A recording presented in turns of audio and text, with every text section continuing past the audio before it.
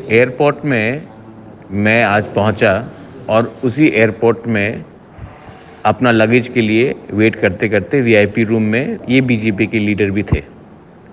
उन्होंने नमस्कार बोला, मैंने नमस्कार बोला। एक लीडर ने पूछा कि ये एयरपोर्ट आपके फादर ने बनाया या ग्रैंडफादर ने बनाया? मैंने कहा मेरे ग्रैंडफादर ने बनाया। नमस्ते बोला, मेरा लगेज आया, मैं निकल गया, उनका सामान आया, वो लोग निकल गए। लेकिन जिसने ये फ़ोटो उठाया ये बीजेपी का ही अंदर का आदमी है, क्योंकि बीजेपी का एक सेल है, आईटी सेल, जो हमेशा गलत न्यूज़, आदमी को कंफ्यूज कराना, एक दूसरे को ऊपर झगड़ा करना, शंका कराने का इनका एक हमेशा एक स्ट्रैटेजी रहता है, हमेशा एक उनका चाल चलन रहता है। मैं टीएमसी से बहुत लोगों को मिलता हूँ, कभी कभी एयरपोर्ट में, कभी कभी खाने के टाइम। मैं कांग्रेस के बहुत लीडर को मिलता हूँ, आज भी मिलता हूँ।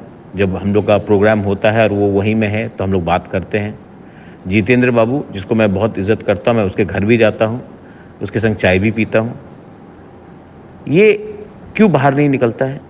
लेकिन जब भी बाय चांस कोई पब्लिक एयरपोर्ट में हो या कहीं में हो, सीएम के संग अगर प्लेन में बैठा हो तो ये क्यों लीक होता है? और हमेशा बीजेपी के संग ही क्यों लीक होता है? क्योंकि बीजेपी खुद ही ये सब चीज़ लीक कराता है पब्लिक को कंफ्यूज करने के लिए।